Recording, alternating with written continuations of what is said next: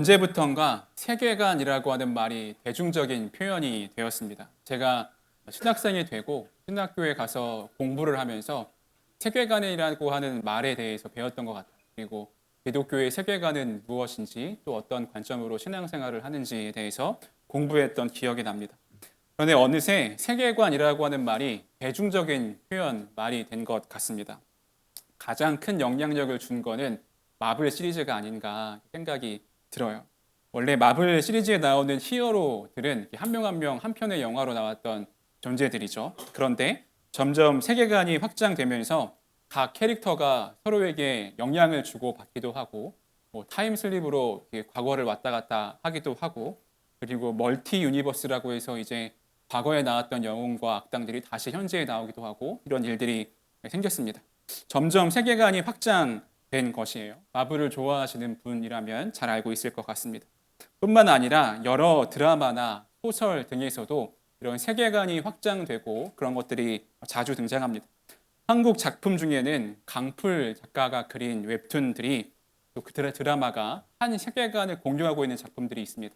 최근에 나왔던 무빙이라고 하는 드라마랑 그리고 지금 디즈니에서 하고 있는 조명가게라고 하는 이 드라마는 한 세계관을 공유하고 있습니다.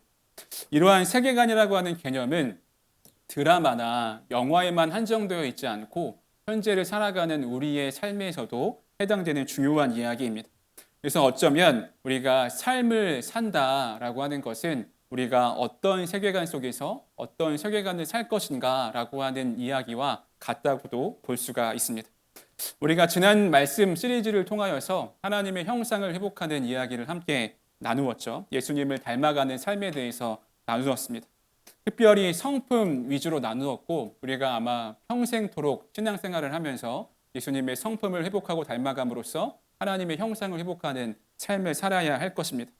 그러면 우리가 예수님의 삶을 닮아가는 데 있어서 한 가지 더 질문해야 할 것이 있다면 방금 서두에서 이야기했던 것처럼 예수님의 세계관은 무엇인가 라고 하는 것을 질문하고 거기에 답을 할 수 있어야 합니다. 우리가 예수님의 세계관에 대해서 잘 알고 그대로 살아가고 있다고 한다면 우리는 건강한 그리스도인으로 온전한 그리스도인으로 살아가고 있는 것입니다. 그런데 내가 예수님의 제자로 살아가고 예수님처럼 살아가고 예수님을 닮아간다고 하는데 예수님의 세계관이 무엇이냐고 물었을 때 아무 말도 하지 못하고 있다면 우리는 건강한 그리스도인으로서 또 신앙인으로 살아가지 못할 가능성이 많습니다. 그래서 예수님의 세계관을 이해해야 우리가 이 땅에서도 건강한 그리스도인으로 살아갈 수 있게 되는 거죠. 성경에 많은 이야기가 있습니다. 예수님의 오심을 예언했던 구약의 말씀도 있고 또 예수님의 삶을 이야기했던 복음서의 말씀도 있고 또 예수님 이후로 생긴 교회의 사역에 대해서 이야기하는 서신서들도 있습니다.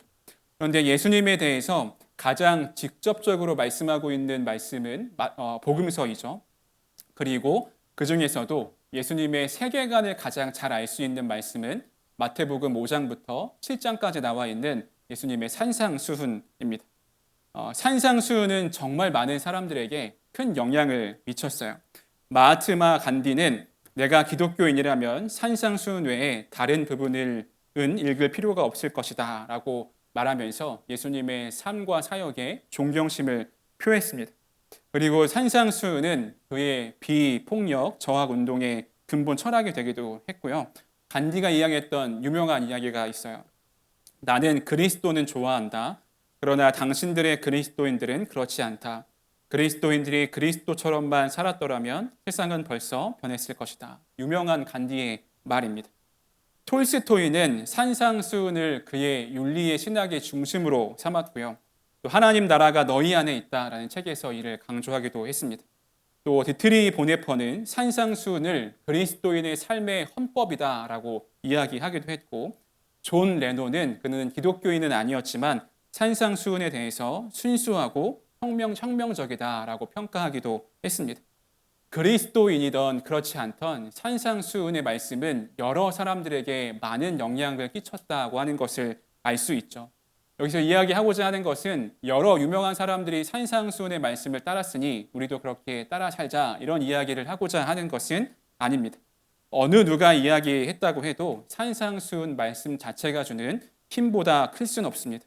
산상수훈 자체에 힘이 있는 것이죠. 산상수훈 설교 시리즈를 앞으로 진행할 텐데 12주를 잘라서 진행할까 싶었는데 그러면 겉핥기식으로 말씀을 볼 수밖에 없게 되더라고요. 그래서 제한을 두지 않고 산상수훈의 말씀을 잘게 쪼개서 시간 되는 데까지 계속 말씀을 나눠보도록 하겠습니다. 오늘은 첫 번째 시간으로 산상수훈에 대해서 개론에 대한 이야기를 함께 해보려고 합니다. 프리뷰입니다. 제가 이번 시리즈 설교를 준비하면서 전체 시리즈의 주제를 하늘 시민의 삶, 산에서 말씀하시다라고 잡았습니다. 마태복음을 읽어보면 그 의미가 더욱 분명하게 드러나는데 예수님은 공생애를 시작하시면서 이렇게 외치셨어요. 마태복음 4장 17절 같이 읽어보겠습니다. 시작. 이때부터 예수께서 비로소 전파하여 이르시되 회개하라 천국이 가까이 왔느니라 하시더라. 아멘. 천국이 가까이 왔다. 이것이 예수님이 사람들을 향한 첫 외침이었습니다. 여기서 말하는 천국은 죽어서 가는 천국이 아니다. 죽어서 가는 곳이 아니라고 여러 번 여러분에게 말씀을 했었습니다.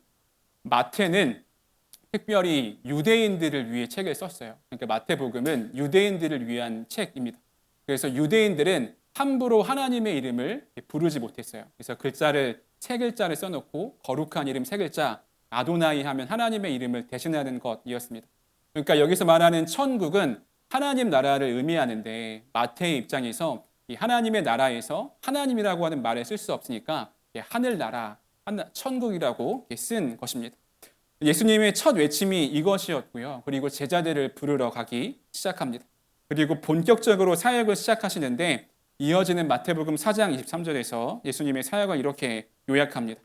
예수께서 온 갈릴리에 두루 다니사 그들의 회당에서 가르치시며 천국 복음을 전파하시며 백성 중에 모든 병과 모든 약한 것을 고치시니 예수님이 회당에서 가르치시고 천국 복음을 전파하시고 또 모든 병과 약한 것을 고치시는 사역을 하셨습니다.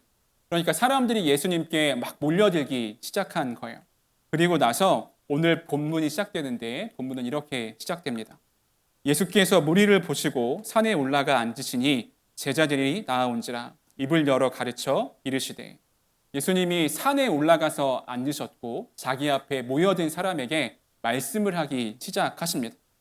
3장에 걸쳐 말씀을 시작하셨고 또 우리로 따지면 여름 수련회 같은 그런 말씀 강해가 시작된 거예요. 그런데 학자들은 이 말씀을 한 번에 다 쏟아내는 것이 아니라 여러 시간을 거쳐서 예수님이 말씀하시고 가르쳐 주셨을 것이다 라고 이야기합니다. 여기서 조금 신학적인 이야기를 곁들여 보자면 마태는 산상수훈에서 말씀을 전하시는 예수님의 모습을 새로운 모세로 그리고 있습니다. 이스라엘에서 모세는 굉장히 중요한 인물입니다. 시내산에서 하나님의 율법을 받았고 우상 숭배를 철폐하고 이스라엘의 유일신 신앙, 모세 전까지 아브라함 때까지만 해도 유일신 신앙이 아니었거든요. 모세 이후로부터 이스라엘이 유일신 신앙이 돼요. 거기서 아주 중요한 역할을 했던 인물이 모세입니다. 그런데 예수님은 더 원대한 위치에서 그 일을 감당하세요. 모세가 산에서 백성들에게 말씀을 가르쳐 주셨듯이 예수님도 산에 올라가서 자기를 따르는 백성들에게 말씀을 전하십니다. 모세가 율법을 통해 하나님의 말씀을 전하셨듯이 예수님은 새로운 율법을 통해서 자기를 따르는 제자들에게 말씀을 가르쳐 주십니다. 즉 마태는 이 그림을 통해서 이스라엘에 그리고 이 시대에 새로운 시대가 시작되었다라고 하는 것을 강조하고 보여주고 있는 거예요. 그리고 나서 예수님이 말씀을 마치시고 몇 가지 기적을 더 보여주신 다음에 마태는 다시 이렇게 기록합니다. 9장 35절 같이 한번 읽어보겠습니다. 시작. 예수께서 모든 도시와 마을에 두루 다니사 회당에서 가르치시며 천국 복음을 전파하시며 모든 병과 모든 약한 것을 고치시니라. 아멘. 우리가 아까 4장에서 읽었던 말씀과 동일한 말씀이죠. 9장에서. 여기서 또 보면 천국 복음에 대해서 이야기하고 있습니다. 예수님이 천국 복음을 전하면서 사람들이 몰려들었고 말씀을 가르쳐 주셨어요. 그리고 계속해서 9장에 이르기까지 천국 복음을 전하시는 것을 볼 수가 있습니다. 그러니까 큰 범위에서 보면 예수님이 천국 복음을 전하고 전하시는 사이에 이 산상수훈의 말씀이 있다라고 하는 것이에요. 즉 산상수훈은 천국 복음을 살아내는 사람들이 살아야 할, 따라야 할 말씀이라고 하는 것을 알 수가 있다고 하는 것입니다. 우리가 앞으로 산상수훈을 살펴볼 텐데 산상수훈을 볼 때 가지고 있어야 할 중요한 태도가 있어요. 이 말씀이 그냥 좋은 말씀이지, 뭐 예수님이 하신 말씀이니까 그런가 보지, 이런 태도를 가지고서는 말씀을 깊이 이해할 수가 없습니다. 먼저 우리가 질문해야 할 것은 산상수훈이 실제적인가라고 하는 질문을 여러분 속에 한번 해보시면 좋을 것 같아요. 여러분, 산상수훈하면 가장 먼저 떠오르는 말씀이 무엇이에요? 답을 안 할 줄 알고 제가 답을 준비해 왔습니다. 원수를 사랑하고 박해하는 자를 위해서 기도하라. 오른뺨을 치거든 왼뺨을 돌려대라. 무엇을 먹을까 마실까 입을까 염려하지 말고 하나님 나라와 의를 구하라. 좁은 문으로 들어가라. 이런 말씀들입니다. 너무 유명한 말씀들이죠. 이러한 말씀들이 우리가 정말 달성할 수 있는 말씀들을 예수님이 하신 것인가, 이런 질문들을 해봐야 돼요. 여러분, 이 말씀이 정말 여러분의 삶의 실제가 되기를 위해서 기도해 본 적 있으신가요? 누가 내 오른뺨을 치면 난 왼뺨을 돌려대야지, 내 오른뺨 한 대만 치기를 막 바라면서 그랬던 적 거의 없으실 거예요. 나에게 원수만 생겨봐, 내가 그 원수를 사랑하고 기도할 거야, 이런 마음으로 말씀을 읽으신 분들도 없을 것입니다. 예수님이 말씀하신 거니까 그 자체로 무언가 의미는 있지만 내 삶과는 조금 동떨어져 있는 것이라고 생각할 때가 많이 있을 거예요. 그래서 산상수훈을 시작하면서 이 문제를 잘 해결하고 가야 됩니다. 이 말씀이 정말 예수님이 우리로 하여금 지키며 살도록 하신 말씀인가 라고 하는 게 확실해져야 돼요. 이에 대해 몇 가지 견해가 있습니다. 첫 번째는 예수님이 예외적인 상황에서 예외적인 요구를 하셨다라고 하는 것입니다. 이 주장을 한 사람들은 예수님이 역사의 종말이 곧 올 것이라고 예상하셨기 때문에, 그리고 제자들이 그것을 믿었기 때문에 이 산상수훈의 말씀을 하셨다라고 하는 것입니다. 여러분, 가령 30분 있다가 이 세상의 종말이 온다, 세상의 끝이 온다라고 하는데 내가 뭘 먹을까, 무엇을 입을까, 무엇을 마실까 염려하는 사람은 없을 것입니다.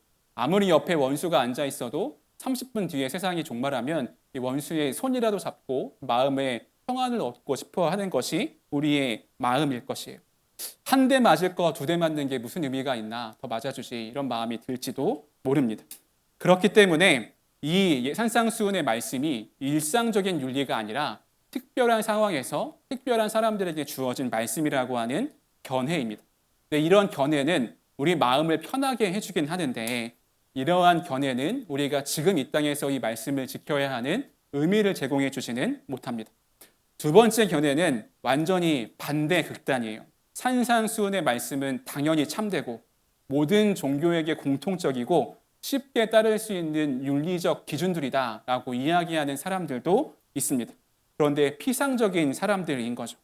나는 산상수훈을 따라 산다라고 이야기하지만 아마 그런 사람들 중에는 진득하게 산상수훈의 말씀을 공부하거나 묵상하거나 연구했던 사람들은 많이 없을 것입니다.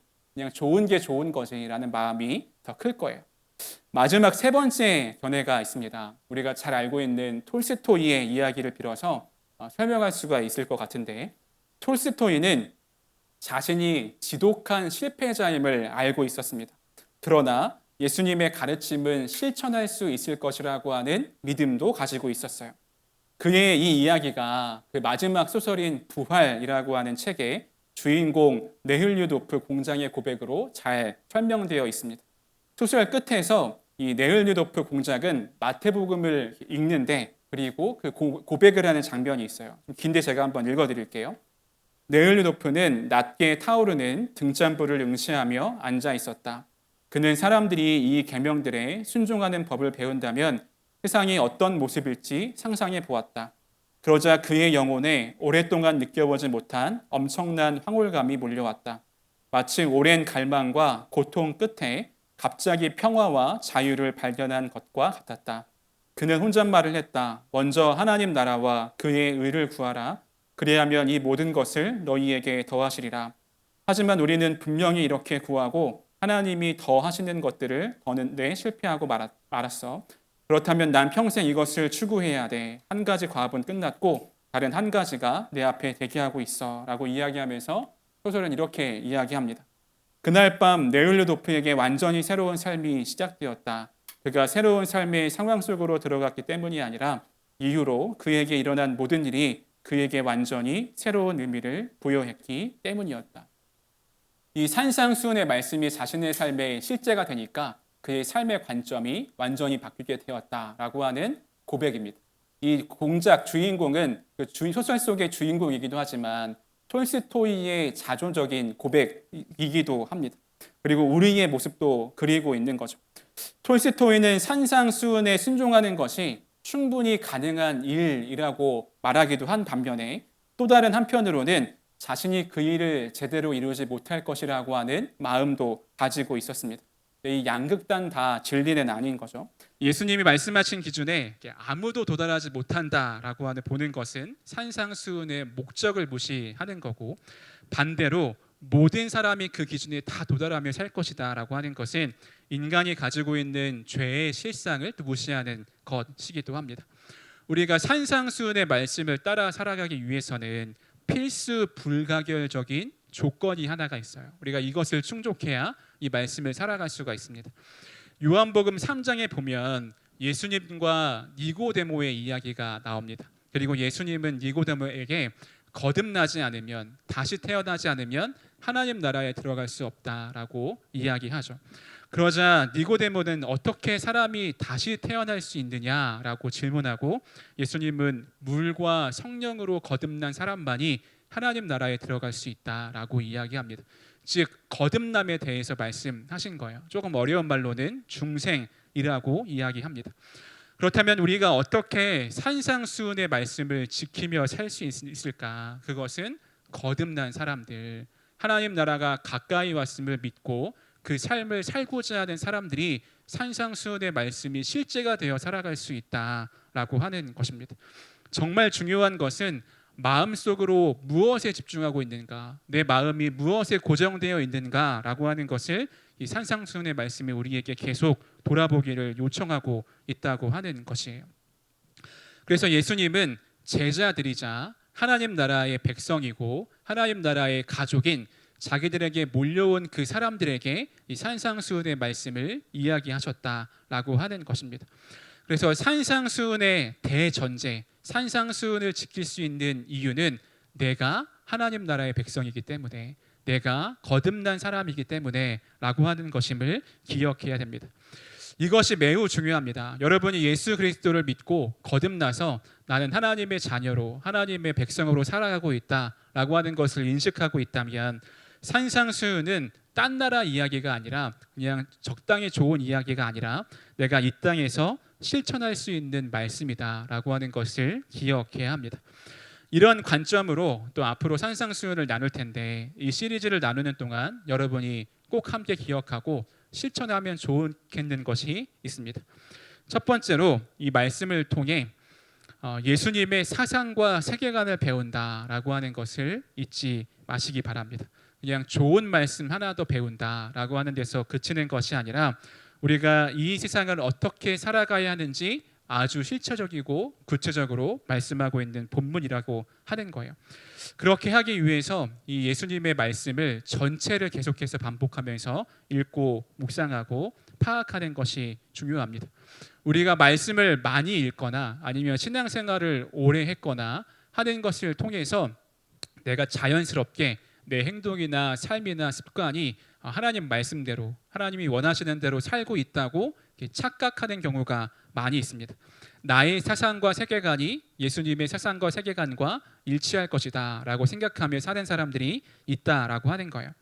그런데 산상수훈을 읽고 묵상할 때 나의 세계관과 예수님의 세계관이 충돌하는 지점이 분명히 있습니다. 내가 생각했던 것, 삶에서 경험했던 것과 예수님이 산상수훈에서 말씀하신 말씀이 충돌하는 경우가 있어요. 그런 부분들을 적극적으로 찾아봐야 합니다. 그때 드러나는 나의 뿌리 깊은 신념들을 예수님의 말씀으로 조명하고 새롭게 하는 것이 산상수훈의 말씀을 읽으면서 해야 될 일입니다. 두 번째는 예수님의 말씀이 의도적으로 내 삶에, 우리 삶에 스며들게 해야 됩니다. 일상에서 예수님의 말씀을 실천하며 살아가려고 할 때 때로는 부적합한 느낌이나 할렐루야. 네, 부적합한 느낌이나 거부감이 드는 때가 있습니다. 가령 마태복음 5장 29절에 이런 말씀이 있어요. 만일 내 오른 눈이 너로 실족하게 하거든 빼어 내버리라. 내 백체 중 하나가 없어지고 온 몸이 지옥에 던져지지 않는 것이 유익하며. 오른 눈이 실족하게 하면 눈을 빼버리라고 강력하게 이야기하십니다. 이 말씀이 어떻게 우리에게 실제가 될 수 있을까요? 이 말씀을 보면서 두려움과 거리낌을 피하기 위해서 이거 너무 심한 말씀이 아닌가, 혹은 이를 그냥 문자적으로 받아들여서는 안 되고 예수님이 어떤 것에 대해서 굉장히 강조하고 중요하게 이야기하기 위해서 이런 표현을 사용해서 말씀하셨구나라고 생각할 때가 있습니다. 그런데 이러한 마음으로 이 말씀을 피해서는 안 돼요. 잠시 머물면서 이 말씀을 피하고자 하는 내 마음의 속에 죄의 뿌리가 무엇인지를 볼 수 있어야 합니다.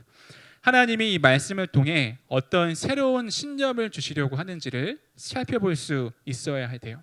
예를 들어 내가 지금 죄를 짓는 삶을 살면서도 나는 죄를 짓는 삶이 어쩔 수 없는 거야, 다른 누구도 그렇게 살아가고 다들 그렇게 사는 거겠지라고 생각을 했다면 예수님은 어떠한 희생을 치르고더라도, 눈을 빼는 희생이 있더라도 죄와는 멀어지는 삶을 살라고 하시는 거구나라고 하는 것으로 깨달을 수 있어야 된다라고 하는 것입니다.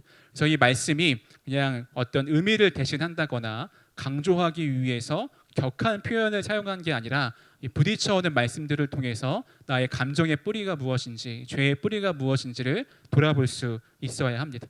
그래서 자연스럽게 세 번째는 산상수훈의 말씀에 순종해서 몸으로 실천해야 됩니다. 때로는 예수님의 말씀의 의미가 무엇인지 깊이 고뇌하고 상고하는 시간을 갖는 것도 필요한데, 또 때로는 몸으로 먼저 순종하고 실천하는 것이 중요할 때가 있습니다. 실제로 염려하지 말고 하나님 나라와 의를 구하는 기도를 해보는 거예요. 원수를 품고 사랑해 보는 것입니다. 내 마음속에는 그렇게 사랑하고자 하는 마음이 잘 안 들긴 하지만 그래도 말씀을 실천하기를 먼저 해보는 것이죠. 죄와는 멀어지고 하나님처럼 온전한 삶을 살기로 몸을 움직여서 실천해보는 삶을 사는 것입니다.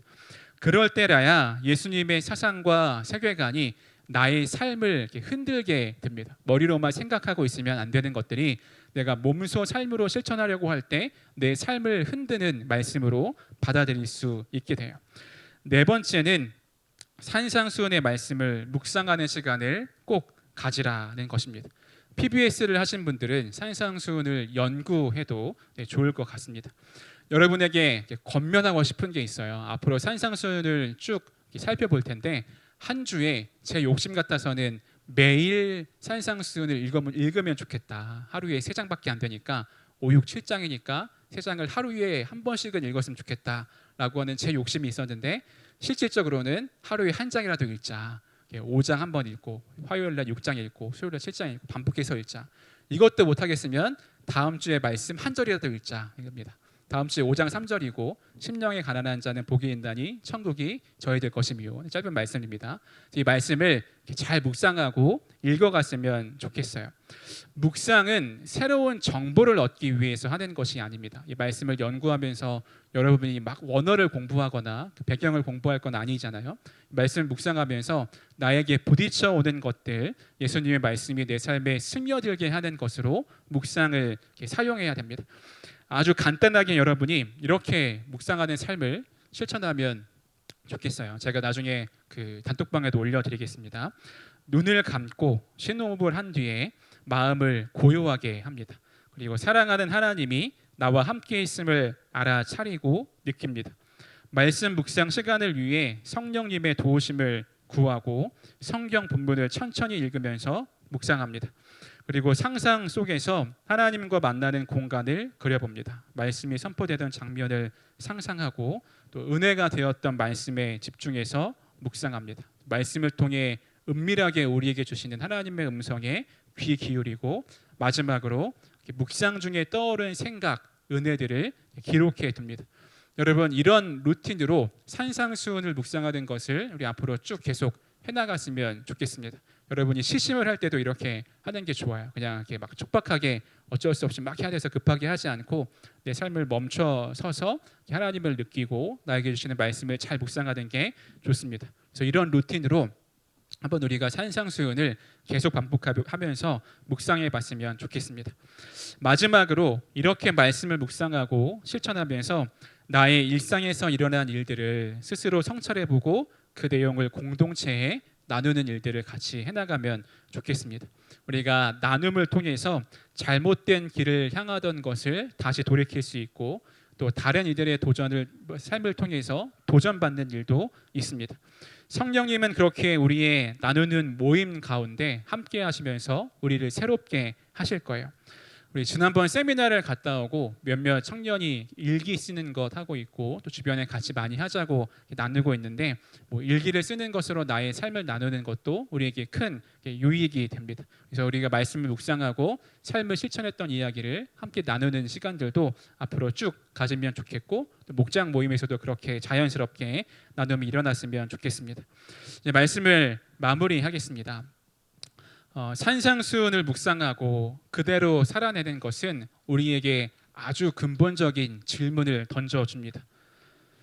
하늘 시민의 삶을 살 것인가, 세상 시민의 삶을 살 것인가, 하나님 나라 백성으로 하나님의 통치를 받으며 살 것인가, 세상 권력의 통치를 받으며 살 것인가. 산상수훈을 보면 기독교적 가치와 비기독교적 가치를 대조하지 않은 부분이 없습니다. 세상 사람들은 서로를 사랑하라 라고 이야기하지만 그리스도인들은 더 나아가서 원수까지도 사랑해라 말씀하십니다. 이방인들은 중언부언하면서 기도하지만 그리스도인들은 하늘에 계신 아버지께 자녀된 존재로서 세심하게 또 마음을 다해서 기도해야 한다고 말씀하십니다. 세상 사람들은 자신의 물질적 필요에 몰두하지만 그리스도인들은 하나님 나라와 의를 먼저 구하는 삶을 살라고 우리에게 말씀합니다. 그래서 이 말씀은 예수님이 우리에게 하늘 시민의 삶을 살아가라고 주시는 아주 강력하게 촉구하시는 말씀입니다. 우리가 이 초대에 응답해서 세상과는 다른 모습으로 살아갈 수 있는 우리가 되었으면 좋겠습니다. 이 말씀이 그냥 너희가 지키든 안 지키든 예수님이 높은 도덕적 가치를 위해 주시는 것이 아니라 거듭난 사람들, 하나님 나라를 살아가는 사람들에게 주시는 아주 중요한 말씀입니다. 앞으로 우리가 시간을 통해서 더욱 하나님 나라 백성으로 온전히 살아가기를 소망합니다.